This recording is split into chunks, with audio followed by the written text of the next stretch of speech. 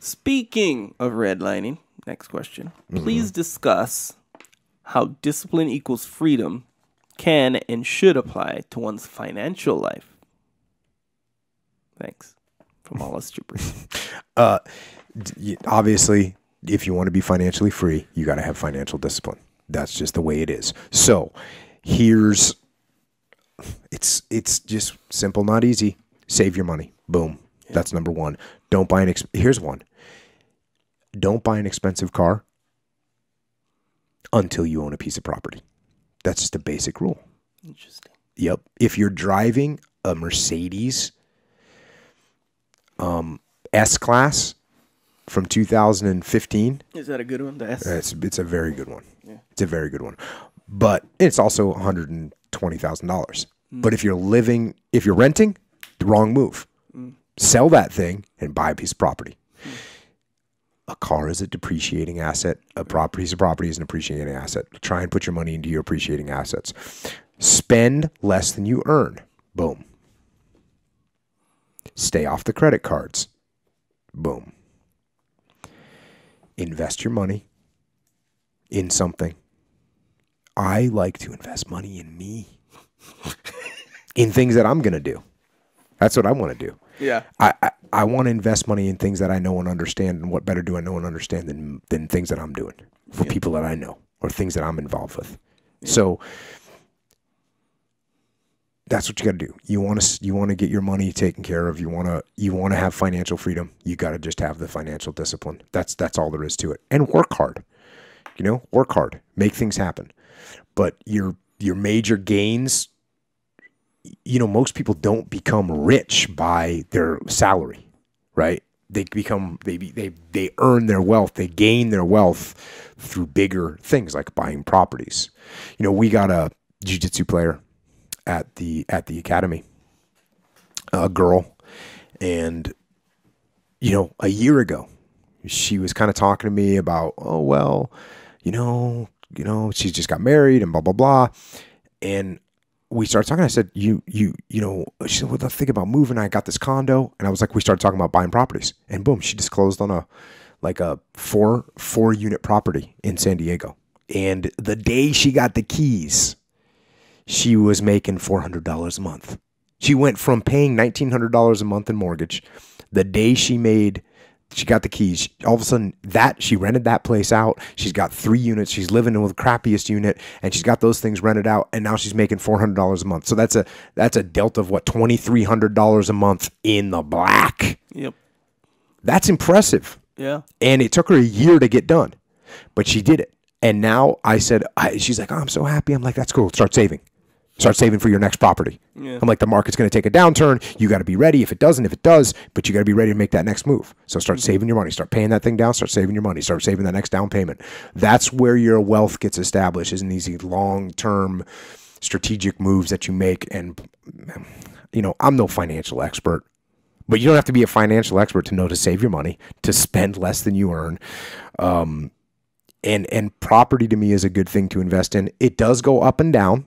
And there's a lot of people that got crushed in the market downturn in 2007 and 2008. And I was in the military, so I was buying houses, and I didn't even know that the market downturned. It didn't matter to me because I had a steady job, and I just bought those properties just to have properties. I wasn't buying them to flip them and sell them and all that. No, I was just like, okay, in some time in the future, somebody's going to be paying me rent, and it's going to go in my pocket. And that sounds like a good plan to me because they're not making any more real estate by the beach, right? Yeah. I'm not a financial genius. Talk to somebody that is smart. Talk to somebody that understands finances. But save your money. Spend less than you earn. Don't be renting a place if you're buying a Mercedes S-Class or a 7 Series or a Range Rover. Yeah. Buy a little piece of property. Buy a little thing. Yep. Buy a little thing. Don't just go buy that little something. Get in there. Get it started. Yeah, man. I like this. Invest in yourself. Yeah. Because, and invest in yourself, that's such a broad term, right? Mm-hmm. And actually it's kind of started to become like a cliche catchphrase, invest in yourself. But if you really think about that, you invest in yourself. You don't go buy, so, I used to work in the nightclub industry, right? So I'm looking with my mindset now, looking back at the people I used to deal with. I used to see people come in there every weekend and spend a lot of money. I don't know, maybe some of them are already rich but I know that if that's what you're spending your money on, you're going out and essentially just buying drinks, buying nightclub. Yes, there's no essential. That's what you're doing. Yeah, you're thinking back 5 years ago, you spent all your money, not all your money, but you spent a bunch of money on drinks, and you have literally nothing to show for it. And in most cases, it's going to mess you up in one way. Yeah. You're going to do something you regret or whatever potentially. So think of that same 5 years and be like, dang, what if I started these two things that in my, prediction is going to help me in 5 years? And let's say you did that 5 years ago and you did it, I don't know, you even practice it like an hour a day, whatever it is, even just improving your knowledge on the economy or something. I don't know, anything that improves your knowledge. 5 years later, you could be essentially an expert at it. Absolutely. So now just consider what is it that you should have got into, because you probably have a handful of interests that are pretty cool to you, even if it's like playing guitar, I don't know, whatever. But if you can make it something that you can anticipate in 5 years, it's going to be if you're talking about financial stuff, it's going to help you make money. Then do that. Do that thing. Don't. And I harp on reality TV a lot, but I think it kind of deserves it, because you don't learn much reality TV, yet you lost like that hour. And if you spent that hour, and really you could kind of even keep watching reality TV if you want, but just spend that 1 hour doing something that you anticipate, if you're really good at, it would help you financially. Do that thing for 1 hour. And then I like it.